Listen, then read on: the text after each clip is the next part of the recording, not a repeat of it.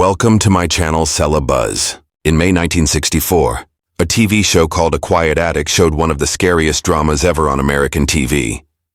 Two men got stuck together. One was a soldier from World War II, and the other was a young Japanese-American man. They got trapped in a scary fight that shocked people watching and made them really angry. The story was written to be honest, but it went way too far for what people were ready to see. For many years after that, the episode disappeared. It was cut from reruns, left out of home movies, and hidden from everyone's memory. Today, more than 50 years later, it came back, making us face the same scary questions that made TV networks stay quiet. The birth of the Twilight Zone and Rod Serling's big dream. The Twilight Zone started on CBS TV on October 2nd, 1959. Unlike other shows back then, it didn't have the same actors every week or one long story. Each week brought a new scary tale, new people, and a new lesson tied together by the spooky voice of its creator, Rod Serling. He wrote or helped write 92 out of the show's 156 episodes, so he was the main person behind its scary voice. He was also a World War II soldier who had been hurt by fighting in war. He wanted to use TV not just to entertain people, but to face the hidden fears of people his age. When America was doing really well after the war, people were still scared of nuclear bombs, communist spies, and fights in the streets. Serling saw that people were afraid not just of enemies from far away, but of their own neighbors, their own leaders, and even themselves. Through science fiction and stories with hidden meanings, he asked tough questions. What kind of world are we making? Who gets to live in it? Who gets forgotten? His early work had been hurt by people who cut out parts they didn't like. In 1956, his drama Noon on Doomsday was based on the murder of Emmett Till, but they changed it. The victim was changed from a black teenager in Mississippi to some unknown foreigner so they wouldn't upset Southern viewers. This made Serling really mad and pushed him toward making up strange stories. In the weird worlds of the Twilight Zone, he could hide complaints about racism, fear of communists, mean leaders, and nuclear war. A Martian could stand for an immigrant. A robot could represent a worker nobody cared about. And a bottle episode in an attic could hold all the guilt left over from a whole war. Still, Serling had limits. CBS TV got worried about his political tone getting stronger. Companies that paid for ads sometimes pulled out, and not many people watched regularly. But through all 5 seasons, he kept going, making episodes like Time Enough at Last, where a man survives a nuclear war only to break his glasses, or The Shelter, where suburban friends turn mean over a bomb shelter. These weren't just warning tales. They showed America's deepest fears. But in 1964, one episode crossed a line even the Twilight Zone couldn't protect. It was called The Encounter, Inside the Attic, the story of the encounter. On May 1st, 1964, CBS aired what would become one of the most famous episodes of the Twilight Zone's last season. It was called The Encounter, and it told a story different from the usual meetings with aliens, robots, or time travelers. Instead, the monsters were the hurts left behind by war and the hate buried in regular men. The whole episode happens in just one place, a dusty attic. Neville Brand, who was also a World War II veteran, plays Fenton, a bitter ex-soldier now drinking too much alcohol and full of regret. He invites Arthur Takamori, a young Japanese-American gardener played by George Takei, to share a beer while looking through old junk. Among the old stuff sits a shiny samurai sword that Fenton says he took from a Japanese officer during the war. From the moment Arthur sees it, everything changes. The sword becomes a symbol of everything they don't talk about: guilt, betrayal, honor, and shame. Their talk starts with uncomfortable small conversation. Fenton keeps calling Arthur boy, adding small mean comments that show the ignorance and everyday racism of that time. Arthur fights back, asking for respect. "I get bugged by boy," he says. "I'm a full-grown man. I work for a living. I answer to Arthur Takamori, or believe it or not, Mr. Takamori." What could have been a polite drink turns into a scary fight. Fenton admits to killing Japanese soldiers, maybe even when they couldn't fight back. Arthur then says his real name is Taro, and claims his father was a spy who helped guide planes during the Pearl Harbor attack. At this point, the script changes from uncomfortable real life into scary mind horror. The sword seems to come alive, forcing Arthur toward violence. The two men get trapped in the attic, unable to leave, as if the weight of their secrets locked the door. In the end, the fight becomes deadly. Arthur grabs the sword, yells "Banzai," and jumps to his death. Fenton is left broken, staring at the blade that destroyed them both. This wasn't science fiction like usual. There were no aliens, no strange worlds, only two men forced to face the darkness of their shared past. And in 1964, people watching weren't ready to see it. The angry response and the ban. When The Encounter aired in May 1964, the United States was in the middle of the civil rights movement, still dealing with memories of World War II and the scars of Japanese-American prison camps. The episode's harsh words and confusing moral message immediately made people uncomfortable. Angry letters flooded CBS TV. Some people said using bad words and Fenton's drunk racism went too far for television. Others said the opposite, that George Takei's character Arthur was treated unfairly, turned into the son of a traitor in a story that seemed to excuse prejudice instead of fighting it. Civil rights groups pointed out the most harmful problem: Arthur's reveal that his father was a spy during Pearl Harbor. This detail directly repeated the fake suspicions that had led to more than 120,000 Japanese Americans being forced from their homes and locked in prison camps 20 years earlier. When the U.S. government still hadn't said sorry or fully admitted the wrong, many saw the episode as supporting the same lies used to justify that dark time in history. For CBS executives, the timing couldn't have been worse. Ratings for the Twilight Zone were already going down. Ad companies were worried, and the network had grown scared of Serling's political edge.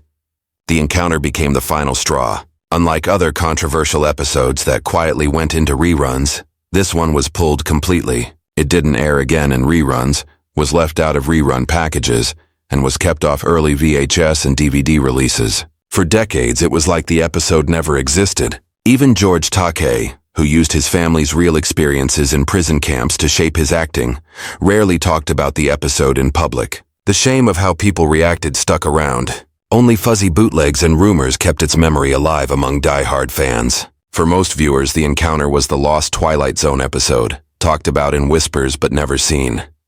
The decision to ban it lasted for more than 50 years. Not until 2016 did it finally return to TV in a New Year's marathon, brought back without any cuts. By then, a new group of viewers found it, not as a simple old relic, but as a raw and disturbing window into the prejudices and hurts of the 1960s. Why the episode still matters today? Looking back, it might seem surprising that a 25-minute attic drama could cause such strong reactions, but The Encounter lasts because it forces viewers to sit with questions that have no easy answers. Who carries the guilt of war? How does prejudice change from one generation to the next? Can trauma ever be contained, or does it always spill forward, hurting those who come after? For George Takei, the episode held a personal sting. As a child, he and his family were forcibly removed from their Los Angeles home and imprisoned in the Rower Relocation Center in Arkansas. It was one of 10 prison camps created after Pearl Harbor. He remembered soldiers with guns escorting his family, his father trying to protect him from the truth, and the shame of being labeled an enemy alien despite being an American citizen. That real history gave depth to his acting. Yet the script twisted his character into something harmful, linking his identity to betrayal at Pearl Harbor. In Takei's later activism, he often returned to this contradiction. How even well-meaning stories could keep causing damage. Fenton, by contrast, was written with layers of trauma, alcoholism, and paranoia. He represents the American veteran haunted not only by what he went through, but by what he did. His guilt over stealing a sword, his shame at drinking away his life, and his everyday racism are all part of a character study that feels strangely modern. The unfairness is clear. The white veteran is complex. The Japanese-American gardener is reduced to a stereotype. That unfairness is why the episode failed its own potential. Yet despite its problems, the story's core remains powerful. It shows how easily suspicion poisons relationships, how quickly a friendly drink can fall apart into a fight when prejudice sits just under the surface. Watching it today against the backdrop of rising anti-Asian hate crimes during the COVID-19 pandemic, the similarities are undeniable. Once again, Asian Americans have been blamed, harassed, and attacked simply for existing. Fear and wrong information are recycled just like they were in 1942, just like they were in 1964. This is why The Encounter resonates now more than ever. It's not a clean story with a clear lesson, nor a comfortable one. It's messy, contradictory, and painful, much like history itself. By daring to face that discomfort, the episode gives us something that cleaned-up television rarely offers: the chance to see prejudice not as history, but as an ongoing wound that still bleeds. The lost episodes and the pattern of censorship. The encounter may be the most famous Twilight Zone episode to be buried, but it wasn't the only one. Over the years, other episodes disappeared from reruns or home releases, not because they were badly made, but because they created headaches for CBS. Each case tells us something about how television controlled its stories long after the cameras stopped rolling. One was Miniature, which aired in 1963 and starred a young Robert Duvall as a lonely man who falls in love with a dollhouse figure he believes is alive. The episode was well received, but quickly pulled due to a copyright fight with the estate of writer Charles Beaumont. Because CBS hadn't gotten long-term rights, it simply vanished from reruns for decades, even though fans praised it as one of the show's more haunting love stories. Another was A Short Drink from a Certain Fountain, broadcast in December 1963. It told the weird tale of a middle-aged man pressured by his younger wife into taking a youth serum, only to go back all the way into childhood. The episode never made it into reruns because of threatened lawsuits over similarities to another script, possibly an accusation of copying. Rather than fight it in court, CBS chose to bury the episode. Then there was Sounds and Silences, about a man obsessed with noise who finds himself tortured when every sound grows unbearably loud. A Navy veteran sued CBS, claiming the story was based on his life and showed him in a mean way. To avoid legal problems, the network removed it from circulation. Finally, there was An Occurrence at Owl Creek Bridge, unique among the series because it wasn't a Twilight Zone original at all. It was a French short film adapted from Ambrose Bierce's story about a Confederate sympathizer, imagining an escape in the seconds before his hanging. Though it won an Academy Award and amazed viewers, CBS had only bought the rights for a single broadcast in 1964. Afterward, it too disappeared for years. What ties these lost episodes together is not their quality, but their risk. Sponsors, lawyers, and executives saw them as problems. Serling, who had already gone through years of censorship battles, described his job as the art of self-censorship, knowing his boldest ideas might never reach the screen. The encounter simply pushed the limits farther than any other. Unlike the others, it was erased not by contracts or lawsuits, but by fear. Fear of how audiences would react to a story about prejudice and guilt too close to home. Legacy and return. For more than half a century, the encounter existed as a ghost in the Twilight Zone's history. It was whispered about in fan circles, traded on fuzzy VHS bootlegs, and studied only in school papers. Then in 2016, the Sci-Fi Channel surprised longtime viewers by including it in their yearly New Year's marathon. For the first time since 1964, audiences could see the episode uncut and unchanged. The response was immediate. Older fans were amazed to finally revisit a story they thought was lost. Younger viewers with fresh eyes were struck by its rawness. Many agreed that while deeply flawed, it remained one of the boldest experiments in the show's entire run. By 2025, the episode has returned to wide release, part of a larger cultural reckoning with how TV handles representation and censorship. In universities, it is screened in media studies classes as an example of both progress and failure. Proof that even groundbreaking series can stumble in their treatment of marginalized characters. In veterans groups, it has been used as a tool to discuss PTSD and the lingering shadow of wartime trauma. Internationally, it has been praised for daring to tackle reconciliation, even as American networks tried to hide it.